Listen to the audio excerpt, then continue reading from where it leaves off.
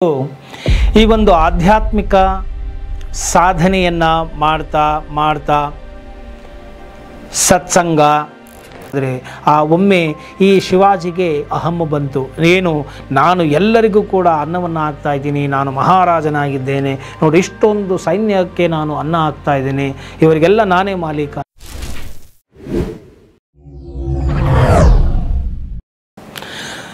ನಮಸ್ಕಾರ ವೀಕ್ಷಕರೇ, ನಾನು ನಿಮ್ಮ ಮಂಜುನಾಥ್ ಅಡ್ವೊಕೇಟ್ ಹಾಗೂ ಅಧ್ಯಾತ್ಮ ಚಿಂತಕರು ಮಾತಾಡ್ತಾ ಇರೋದು. ಇವತ್ತು ಈ ಒಂದು ಆಧ್ಯಾತ್ಮಿಕ ಸಾಧನೆಯನ್ನು ಮಾಡ್ತಾ ಮಾಡ್ತಾ ಸತ್ಸಂಗ ಮತ್ತು ಸತ್ಸಂಗಿಗಳ ಒಡನಾಟ ಮತ್ತು ಈ ಒಂದು ಆಧ್ಯಾತ್ಮಿಕ ಚಿಂತಕರ ಒಂದು ಚಾವಡಿ ಅಥವಾ ಆಧ್ಯಾತ್ಮಿಕವಾಗಿ ಎಲ್ಲರೂ ಒಂದು ಕಡೆ ಸೇರಬೇಕು ಅಂತಕ್ಕಂಥದ್ದು, ಒಂದು ಆಶ್ರಮ ಮಾಡುವಂಥದ್ದು, ಒಂದು ಆಧ್ಯಾತ್ಮಿಕ ಪ್ರಪಂಚ ಸೃಷ್ಟಿ ಆಗ್ತಕ್ಕಂಥದ್ದು, ಮತ್ತು ಆ ಒಂದು ವಲಯದಲ್ಲಿ ಸಾಧನೆಯನ್ನು ಮಾಡ್ತಾ ಹೋಗ್ತಕ್ಕಂಥದ್ದು. ಆಗ ಆ ಒಂದು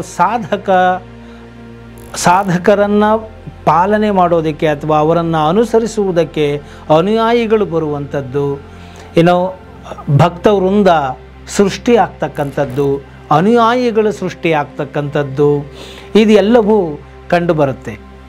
ಆಧ್ಯಾತ್ಮಿಕವಾದಂತಹ ಒಂದು ಪ್ರಗತಿಯನ್ನು ಸಾಧಿಸ್ತಾ ಹೋಗ್ತಾ ಇದ್ದಾಗೆ ಪ್ರತಿಯೊಂದಕ್ಕೂ ಕೂಡ ಒಬ್ಬರು ಫಾಲೋವರ್ಸ್ಗಳು ಅನ್ನೋದು ಇರುತ್ತಾರೆ. ಅಂದರೆ ಒಂದೇ ತರಹದ ಮನಸ್ಥಿತಿಯನ್ನು ಹೊಂದಿರುವಂತಹವರು, ಒಂದೇ ಗುರಿಯನ್ನು ಇಟ್ಟುಕೊಂಡಂತಹವರು, ಒಂದೇ ಗುರಿಗಾಗಿ ಸಾಧನೆಯನ್ನು ಮಾಡ್ತಾ ಇರ್ತಕ್ಕಂಥವರು, ಇವರೆಲ್ಲರೂ ಕೂಡ ಸೇರೋದಕ್ಕೆ ಪ್ರಯತ್ನ ಮಾಡ್ತಾರೆ. ಹಾಗೂ ಆ ಒಂದು ನಿಟ್ಟಿನಲ್ಲಿ ಯಾರು ಈಗಾಗಲೇ ಆಧ್ಯಾತ್ಮಿಕ ಪ್ರಗತಿಯನ್ನು ಮುಂದುವರಿಸಿದಾರೋ ಅಂತಹವರನ್ನು ಫಾಲೋ ಮಾಡೋದಕ್ಕೋಸ್ಕರ ಜನರು ಮುಂದೆ ಬರ್ತಾರೆ.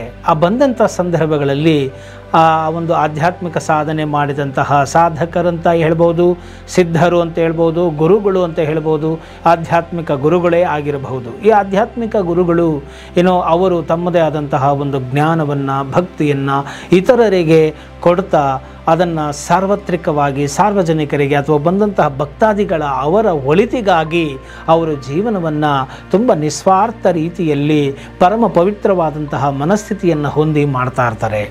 ಇಂತಹ ಸಂದರ್ಭಗಳಲ್ಲಿ ನಾನು ಈಗಾಗಲೇ ಹೇಳಿದ ಹಾಗೆ ಒಬ್ಬ ಒಳ್ಳೆಯ ಚಿಂತನೆಯನ್ನು ಮಾಡ್ತಾ ಸಾತ್ವಿಕವಾದಂತಹ ಪವಿತ್ರವಾದಂತಹ ಮನಸ್ಥಿತಿಯನ್ನು ಹೊಂದಿದ್ದು ಸಾಧನೆಯನ್ನು ಮಾಡುತ್ತಿರುವಂತಹ ಸಾಧಕರುಗಳಿಗೆ ಕೆಲವು ಅನುಯಾಯಿಗಳು ಬಂದು ಸಹಾಯವನ್ನು ಮಾಡ್ತಾರೆ, ಅಂದರೆ ಸಹಕಾರವನ್ನು ಕೊಡ್ತಾರೆ. ಉದಾಹರಣೆಗೆ ಒಂದು ದೇವಸ್ಥಾನಕ್ಕೆ ಹೋದರೆ ಅಲ್ಲಿ ಒಂದು ದೇವಸ್ಥಾನದ ಆಡಳಿತವು ಸರಿಯಾಗಿ ನಡೆದುಕೊಂಡು ಹೋಗಲಿ, ಅನ್ನದಾನ ಆಗ್ತಾ ಇದ್ದರೆ ಅಲ್ಲಿ ಅನ್ನದಾನ ನಡೆದುಕೊಂಡು ಹೋಗಲಿ, ಅಥವಾ ಅಲ್ಲಿ ಒಂದು ವ್ಯವಸ್ಥೆಗಳಿಗೆ ಏನಿದೆಯಲ್ಲ ಅದು ಇಂಪ್ರೂವ್ಮೆಂಟ್ ಆಗೋದಕ್ಕೆ, ಅಭಿವೃದ್ಧಿ ಆಗೋದಕ್ಕೋಸ್ಕರ ದಾನವನ್ನು ಮಾಡುವಂಥದ್ದು ಇದೆಲ್ಲವೂ ಕಂಡುಬರುತ್ತೆ. ಒಂದು ಹುಂಡಿಗಳು ಅಂತಲೂ ಇರುತ್ತೆ, ಅಲ್ಲಿ ಹಾಕ್ತಾರೆ. ಸೊ ಹೀಗೆ ಶ್ರೀರಾಮಕೃಷ್ಣ ಪರಮಹಂಸರು ಕೂಡ ಆ ಒಂದು ಕಾಮಿನಿ ಕಾಂಚನಗಳ ತ್ಯಾಗವನ್ನು ಮಾಡ್ತಾ ಬಂದಂತಹ ಭಕ್ತಾದಿಗಳಿಗೆ ಅವರು ಬೋಧೆಯನ್ನು ಮಾಡ್ತಾ ಆಧ್ಯಾತ್ಮಿಕವಾದಂತಹ ಆ ಒಂದು ಶಕ್ತಿಯನ್ನು ಪ್ರವಾಹದ ರೂಪಾದಿಯಲ್ಲಿ ಜನಗಳಿಗೆ ನೀಡ್ತಾ ಇರ್ತಾರೆ. ಸೊ ಹೀಗೆ ಅವರಿಗೆ ಈ ಒಂದು ಕರ್ಮ ಮಾರ್ಗದಲ್ಲಿರುವಂತಹ ಕೆಲವು ಭಕ್ತರು ಏನು ಮಾಡ್ತಾರೆ, ಸೊ ಕೆಲವೊಮ್ಮೆ ಅವರಿಗೆ ಹರ್ಟ್ ಆಗೋ ರೀತಿಯಲ್ಲಿ ಅವರು ನಡೆದುಕೊಂಡಿರ್ತಾರೆ.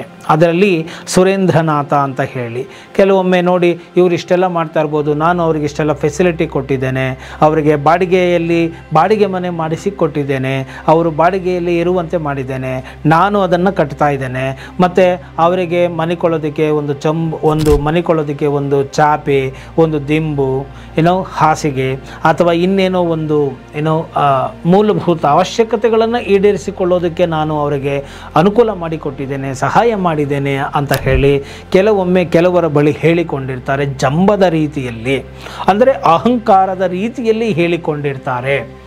ಅದು ಶ್ರೀರಾಮಕೃಷ್ಣ ಪರಮಹಂಸರ ಕಿವಿಗೆ ಬೀಳುತ್ತೆ. ಅಂತಹ ಸಂದರ್ಭದಲ್ಲಿ ಅವರು ಆ ಒಂದು ಅನುಯಾಯಿಗಳಿಗೆ ಹೇಳ್ತಾರೆ, ಸುರೇಂದ್ರನಾಥ ಏನೋ ಒಳ್ಳೆಯವನೇ, ಆತನು ಎಲ್ಲ ಸಹಾಯಗಳನ್ನು ಮಾಡಿದ್ದಾನೆ, ಆದರೆ ನಮ್ಮಂತಹವರಿಗೆ ಈ ರೀತಿಯಾಗಿ ಪೂರಕವಾದಂತಹ ಸಹಾಯಗಳನ್ನು ಮಾಡುವ ಮುಖಾಂತರ ಆತನು ಆತನಿಗೇ ಸಹಾಯವನ್ನು ಮಾಡಿಕೊಳ್ತಾ ಇದ್ದಾನೆ ಅನ್ನೋದನ್ನು ಆತ ಮರೆತಂತಿದೆ. ಅಂದರೆ ಸಾತ್ವಿಕರಿಗೆ, ಗುರುಗಳಿಗೆ ಕೊಡುವಂತಹ ದಾನ, ಅವರು ಮಾಡುವಂತಹ ಸತ್ಕಾರ್ಯಗಳಿಗೆ ಮಾಡುವಂತಹ ದಾನದಿಂದ ಅವರಿಗೆ ನಾನು ಮಾಡ್ತಾ ಇದ್ದೀನಿ ಅನ್ನೋ ಅಹಂಕಾರವನ್ನು ಪಟ್ಟಿಕೊಳ್ಳುವ ಬದಲು ನಾನು ಅವರಿಗೆ ಕೊಡುವ ಮುಖಾಂತರ ನಾನು ಮಾಡಿದಂತಹ ಪಾಪಗಳು ಕ್ಷಯ ಆಗ್ತಾ ಇದೆ, ಮತ್ತು ನಾನು ಪುಣ್ಯವನ್ನು ಸಂಪಾದನೆ ಮಾಡ್ತಾ ಇದ್ದೇನೆ, ಮತ್ತು ನನಗೆ ನಾನು ಉತ್ತೀರ್ಣ ಆಗೋಕ್ಕೆ, ಅಂದರೆ ಏನು ಅದರಲ್ಲಿ ಸಾಧನೆಯಲ್ಲಿ ಬೆಳೆಯೋದಕ್ಕೆ ನನಗೆ ಸಹಾಯ ಆಗ್ತಾ ಇದೆ ಅಂತ ಅಂದುಕೊಳ್ಳುವ ಬದಲು ಈ ರೀತಿಯಾಗಿ ಜಂಬದ ಮಾತುಗಳನ್ನು, ಅಹಂಕಾರವನ್ನು ಪ್ರದರ್ಶಿಸುವುದು ತಪ್ಪಾಗುತ್ತೆ. ಭಕ್ತರು ಮತ್ತು ಅನುಯಾಯಿಗಳು ಗುರುಗಳಿಗೆ ಮಾಡಿದ್ದನ್ನು ಏನೋ ನಿರಹಂಕಾರಿಗಳಾಗಿ ಅವರು ಮಾಡಬೇಕಾಗುತ್ತೆ, ನಿಸ್ವಾರ್ಥತೆಯಿಂದ ಮಾಡಬೇಕಾಗುತ್ತೆ. ಮಾಡಿದನೆಂದು ಮನದಲ್ಲಿದ್ದರೆ ಏಡಿಸಿ ಕಾಡಿತು ಶಿವನ ಢಂಗುರ ಅಂತ ಹೇಳ್ತಾರೆ. ಆದ್ದರಿಂದ ಅಹಂಕಾರದಿಂದ ಯಾವುದೇ ದಾನವನ್ನು ಮಾಡಬಾರದು ಅಂತ ಹೇಳ್ತಾ ಒಂದು ಉದಾಹರಣೆಯನ್ನು ಕೂಡ ಪರಮಹಂಸರು ಹೇಳ್ತಾರೆ. ಅದೇನಪ್ಪ ಅಂತ ಹೇಳಿದ್ರೆ, ಒಮ್ಮೆ ಈ ಶಿವಾಜಿಗೆ ಅಹಂ ಬಂತು. ಏನು ನಾನು ಎಲ್ಲರಿಗೂ ಕೂಡ ಅನ್ನವನ್ನು ಹಾಕ್ತಾ ಇದ್ದೀನಿ, ನಾನು ಮಹಾರಾಜನಾಗಿದ್ದೇನೆ, ನೋಡಿ ಇಷ್ಟೊಂದು ಸೈನ್ಯಕ್ಕೆ ನಾನು ಅನ್ನ ಹಾಕ್ತಾ ಇದ್ದೀನಿ, ಇವರಿಗೆಲ್ಲ ನಾನೇ ಮಾಲೀಕ ಅಂತ ಹೇಳಿ ಬಂದಾಗ ಆ ಗುರುವು ಹೇಳ್ತಾನೆ, ಓಕೆ, ನೀನು ಇವರಿಗೆಲ್ಲ ಅನ್ನ ಹಾಕ್ತಾ ಇರೋ ವ್ಯಕ್ತಿನ, ಹಾಗಾದರೆ ಆ ಬಂಡೆಯನ್ನು ಒಡೆಸು ಅಂತ ಹೇಳ್ತಾರೆ. ಹೌದಾ ಅಂತ ಹೇಳಿ ಆ ಬಂಡೆಯನ್ನು ಒಡೆಸ್ತಾರೆ. ಒಡೆಸಿದಾಗ ಆ ಬಂಡೆಯ ಒಳಗಡೆ ಕಪ್ಪೆ ಇರುತ್ತೆ. ಆ ಕಪ್ಪೆಯು ಏನು ಅಕ್ಕಿನೋ ಇನ್ನೇನೋ ತಿಂತಾ ಇರುತ್ತೆ.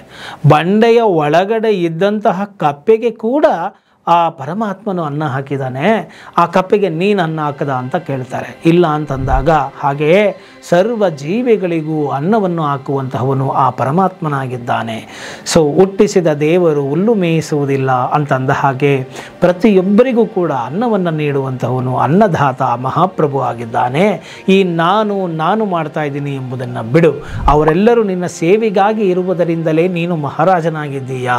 ಸೊ ನಾನು ಕೊಡ್ತಾ ಇದ್ದೀನಿ, ನಾನು ಆಶ್ರಯ ಕೊಟ್ಟಿದ್ದೀನಿ, ನಾನು ದಾನ ಮಾಡಿದ್ದೀನಿ, ನಾನು ಕೊಟ್ಟಿದ್ದಕ್ಕೆ ಇಷ್ಟ ಆಯಿತು, ಇವರಿಷ್ಟು ಮಟ್ಟಿಗೆ ಬೆಳೆದರು ಎಂಬುವಂಥ ಅಹಮ್ಮನ್ನು ಬಿಟ್ಟು ಬಿಡು ಅಂತ ಹೇಳಿ ಗುರುಗಳು ಆ ಶಿವಾಜಿ ಮಹಾರಾಜನಿಗೆ ಹೇಳ್ತಾರೆ. ಆಗ ಅವರು ಕೂಡ ಅವರು ಮಾಡಿದಂತಹ ಒಂದು ಆ ಥಾಟಿಗೆ ನಾಚಿಕೆಯಾಗಿ ಗುರುವಿನ ಬಳಿ ಕ್ಷಮೆಯನ್ನು ಕೇಳಿ ಇನ್ನು ಮುಂದೆ ಈ ತರಹದ ಭಾವನೆಯನ್ನು ನಾನು ತಗೊಳ್ಳೋದಿಲ್ಲ ಅಂತ ಹೇಳಿ ಹೇಳ್ತಾರೆ.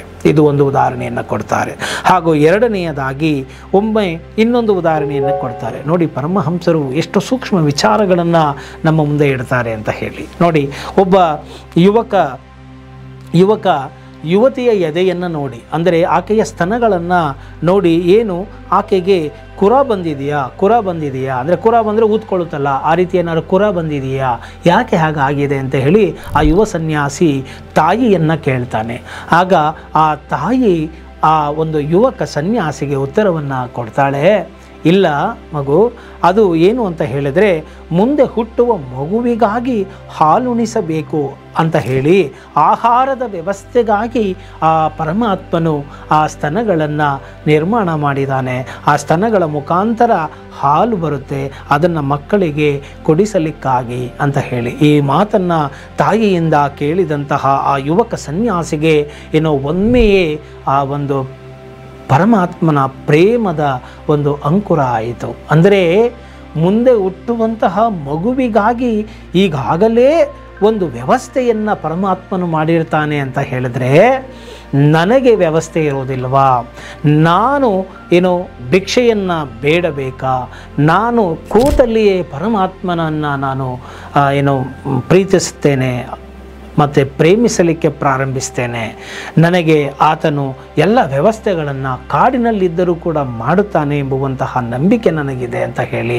ಕಾಡಿಗೋದ್ರೂ ನಿಮಗೆ ಗೆಡ್ಡ ಗೆಣಸುಗಳು ಎಲ್ಲ ಸಿಕ್ಕೇ ಸಿಗುತ್ತೆ. ಆದ್ದರಿಂದ ನಾವು ಕೇವಲ ಹೊಟ್ಟೆ ಹೊರೆಯುವುದಕ್ಕಾಗಿ, ಜೀವನ ಮಾಡುವುದಕ್ಕಾಗಿ ನಾವು ಅದೇ ಒಂದು ದೊಡ್ಡ ಪುರುಷಾರ್ಥ ಅಂತ ತಿಳ್ಕೊಂಡು ಅಹಮ್ಮನ್ನು ಬೆಳೆಸಿಕೊಂಡು ಹಿರಿಯರಲ್ಲಿ, ಗುರುಗಳಲ್ಲಿ, ಆಧ್ಯಾತ್ಮಿಕ ಗುರುಗಳ ಬಳಿ ಹೋದಾಗ ನಖಶಿಖಾಂತ ಅವರಿಗೆ ನತಮಸ್ತಕವಾಗಿ ಅವರಿಗೆ ಪ್ರಣಾಮಗಳನ್ನು ಮಾಡಿ ಗೌರವದಿಂದ ನೀವು ಅವರಿಗೆ ದಾನವನ್ನು ನೀಡಿ ನೀವು ಉದ್ಧಾರ ಆಗಬೇಕೇ ಹೊರತು ನಾನು ಅವರಿಗೆ ಕೊಟ್ಟಿದ್ದೀನಿ ಅಂತ ಹೇಳಿ ಇನ್ನು ಜಂಬ ಪಡುವಂತೆ ಇಲ್ಲ, ಅಹಂ ಪಡುವಂತೆ ಇಲ್ಲ. ಆಗ ಕೊಟ್ಟ ದಾನವು ನಿಮಗೆ ಫಲಿಸುವುದಿಲ್ಲ ಎಂಬುವಂತಹ ಸೂಕ್ಷ್ಮವಾದಂತಹ ವಿಚಾರವನ್ನು ಕೂಡ ಶ್ರೀರಾಮಕೃಷ್ಣ ಪರಮಹಂಸರು ತಿಳಿಸಿಕೊಡ್ತಾರೆ. ನೋಡಿ ಎಷ್ಟು ಚೆನ್ನಾಗಿದೆ ವಿಚಾರ. ಇನ್ನೊಮ್ಮೆ ಭಗವಂತನ ದಾಸನಿಗೆ ಸೇವೆಗೈಯಲು ಕೋಟಿ ಜನ ಶ್ರೀಮಂತರು ನಾಮುಂದು ತಾಮುಂದು ಎಂದು ಹಾತೊರೆಯುತ್ತಾ ಇರುತ್ತಾರೆ. ಅಂಥದ್ದರಲ್ಲಿ ನರೇಂದ್ರನಿಗೆ ಏಕೆ ಈ ಒಂದು ಅಹಂಕಾರ, ಕೇವಲ ಒಂದು ಚಾಪೆ, ಒಂದು ದಿಂಬುಗಳು ಇಷ್ಟು ಕೊಟ್ಟಿರೋದಕ್ಕೆ ಇಷ್ಟು ಹೇಳಿಕೊಂಡು ತಿರುಗಾಡ್ತಾ ಇದ್ದಾನ? ಇದರಿಂದ ಅವನಿಗೆ ಅನುಕೂಲವೇ ಹೊರತು ನಮಗಲ್ಲ ಅಂತ ಹೇಳಿ ನೋವಿನಿಂದ ಒಮ್ಮೆ ಅವರು ಆ ಒಂದು ಬಾಯಿಗಳ ಅನ್ನೊಂದು ಭಕ್ತರ ಮುಂದೆ ಅವರು ನೋವನ್ನು ತೋಡಿಕೊಂಡಿರ್ತಾರೆ. ಆದ್ದರಿಂದ ನಾನು ಸಂಬಳ ರಸೀದಿಗೆ ಯಾವತ್ತೂ ಸಹಿ ಹಾಕಲಿಲ್ಲ, ಭಕ್ತರು ಕೊಟ್ಟಿದ್ದನ್ನು ಸ್ವೀಕರಿಸ್ತೇನೆ ಅಷ್ಟೇ ಅಂತ ಹೇಳಿ ಪರಮಹಂಸರು ಹೇಳ್ತಾರೆ. ನೋಡಿ ಎಂತಹ ಪರಮಹಂಸರು ಅಂತಹ ಅವಸ್ಥೆಯನ್ನು ಮೀರಿದಂತಹವರಿಗೂ ಕೂಡ ಭಕ್ತಾದಿಗಳು ಬಂದು ಕೊಟ್ಟಿದ್ದನ್ನು ಎತ್ತಾಡಿಸುವುದು, ಕೊಟ್ಟು ಎತ್ತಾಡಿಸೋದು ಅಂತ ಹೇಳ್ತಾರೆ. ಅಂದರೆ ಹೀಯಾಳಿಸೋದು ಅಂತ ಹೇಳ್ತಾರೆ. ನಾನು ಕೊಟ್ಟಿದ್ದೆ, ನಾನು ಬೆಳೆಸ್ದೆ, ಇದು ಬರಬಾರದು. ನೀವು ಏನೇ ಕೊಟ್ಟರೂ ಕೂಡ ಸತ್ ವ್ಯಕ್ತಿಗಳಿಗೆ ಕೊಟ್ಟಾಗ, ಸತ್ಪಾತ್ರರಿಗೆ ನೀವು ಕೊಟ್ಟಾಗ ಅದರಿಂದ ನಿಮಗೆ ಅನುಕೂಲವಾಗುತ್ತದೆಯೇ ಹೊರತು ಅವರಿಗೆ ಅಲ್ಲ. ಆದ್ದರಿಂದ ಇಂತಹ ಅಹಂಕಾರಗಳನ್ನು ನೀವು ತೊರೆಯಬೇಕು. ಭಕ್ತಿಯಿಂದ, ವಿನಮ್ರತೆಯಿಂದ ನಾವು ಗುರುಗಳ ಬಳಿಗೆ ಹೋಗಬೇಕು. ಅವರಿಗೆ ಕೊಡುವುದನ್ನು ಕೂಡ ಅವರು ಸ್ವೀಕರಿಸಿದ್ದೇ ಆದಲ್ಲಿ ನೀವು ಕೊಡುವುದನ್ನು ನಿಮ್ಮ ಪುಣ್ಯ ಆಗುತ್ತೆ, ಹಾಗೂ ನಿಮ್ಮ ಪಾಪದ ಕ್ಷಯ ಆಗುತ್ತೆ ಅಂತ ಹೇಳ್ತಾ ಇವತ್ತಿನ ಈ ಒಂದು ವಿಡಿಯೋವನ್ನು ಇಲ್ಲಿಗೆ ಮುಗಿಸ್ತಾ ಇದ್ದೀನಿ.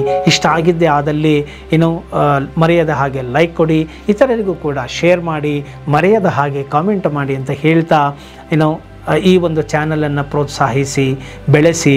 ಇದು ಆಧ್ಯಾತ್ಮಿಕವಾದಂತಹ ಒಂದು ಪ್ರಪಂಚ, ಇದನ್ನು ಇತರರಿಗೂ ಕೂಡ ತಲುಪಿಸಿ ಅಂತ ಹೇಳ್ತಾ ಈ ಒಂದು ವಿಡಿಯೋವನ್ನು ಇಲ್ಲಿಗೆ ಮುಗಿಸ್ತಾ ಇದ್ದೇನೆ.